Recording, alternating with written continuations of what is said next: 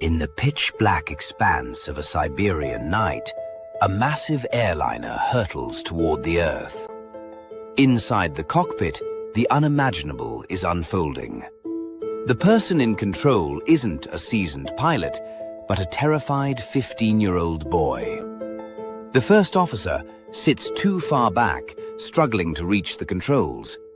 And with every passing second, the aircraft draws closer to the unforgiving mountainous terrain below. Was it a hijacking gone wrong, or a reckless act of curiosity? How did a routine international flight end up in a vertical dive with a child at the controls? And who could possibly stop the disaster before it was too late? This is the story of Aeroflot Flight 593. This video was created using Focal ML. You want to make a try? Just click the link in the description. On March 22nd, 1994, at around 4 in the afternoon, an Aeroflot Airbus A310 prepared for a long eastbound journey from Moscow's Sheremetyevo Airport to Hong Kong. The aircraft, only 2.5 years old, had already flown more than 5,300 hours. Officially owned by a French bank, leased to Aeroflot, bearing the Russian airline's colors, blending east and west in one machine. 63 passengers boarded that day, 25 of them foreigners. At 4:30 p.m., engines roared to life, and the aircraft began taxiing toward the runway. The journey ahead would span 10 hours, crossing western and central Russia, over Mongolia, and through the vast skies of China, before reaching Hong Kong shortly before noon the following day. In the left seat sat Captain Andrei Denilov, 40 years old, with over 9,600 hours of flight experience, 950 of them on the Airbus A310. His right-hand counterpart, First Officer Igor Piskarv, aged 33, had logged more than 5,800 hours, over 3,100 as captain on the Tu-134, a Soviet short to medium-range jet. Completing the cockpit crew was Captain Yaroslav Kadrinsky, the relief pilot, 39 years old, with nearly 9,000 hours of flight time, including 900 hours as captain on the A310. Kadrinsky's role? To allow the other pilots to rest during the long flight, ensuring they remained alert for the final approach to Hong Kong.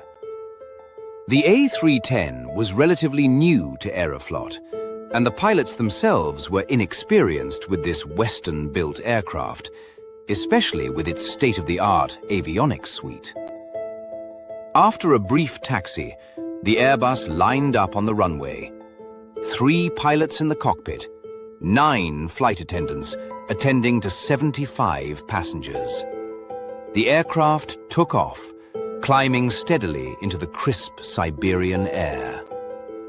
Despite carrying only a quarter of its maximum payload, the Airbus soared, reaching cruising altitude within 12 minutes. Within half an hour, Flight 593 leveled at 33,100 feet, fully settled on its eastbound route. Night fell over the aircraft. Passengers, lulled by the smooth ride, relaxed into the long overnight journey.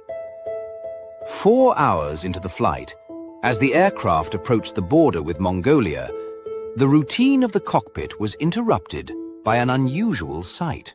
Captain Denilov left the flight deck for his scheduled rest, leaving the first officer and the relief pilot monitoring the systems. But they were not alone.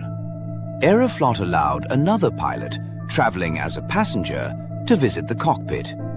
And Kadrinsky, a proud father, had brought his children along, Ella and Jana, for a brief visit. Cockpit rules were clear. Visitors were strictly prohibited. Yet, for a fleeting moment, 5 people crowded the flight deck, including 2 children. Minutes later, the captain invited his daughter to sit in the left seat. He adjusted the autopilot, switching from navigation mode to heading mode. A gentle left turn allowed Jana to hold the yoke. To her, it felt like she was flying the plane.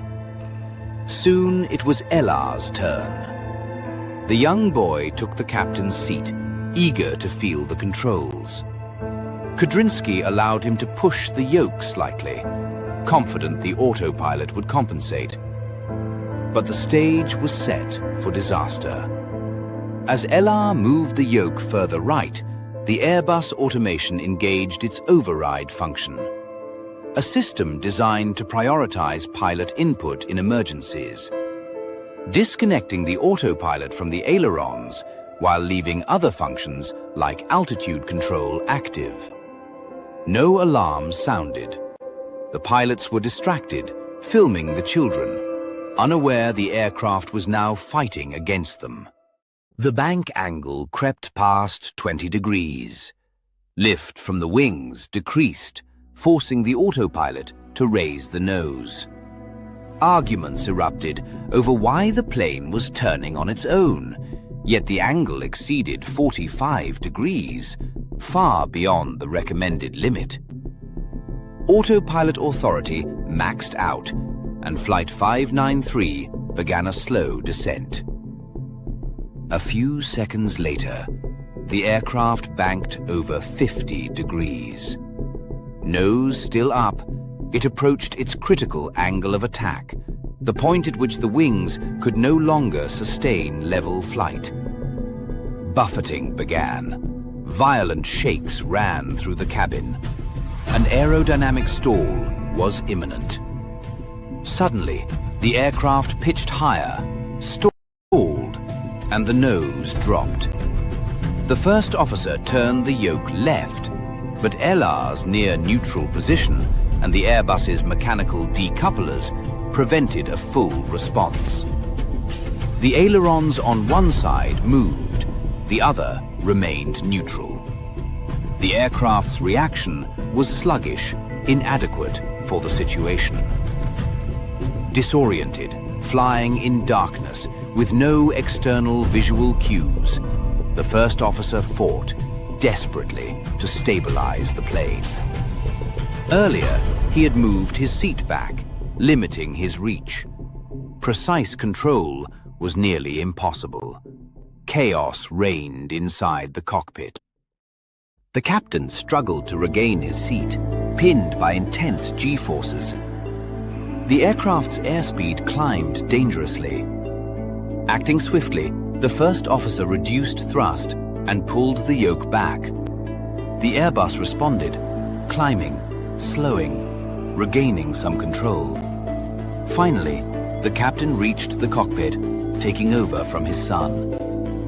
Relief seemed close, but fate intervened.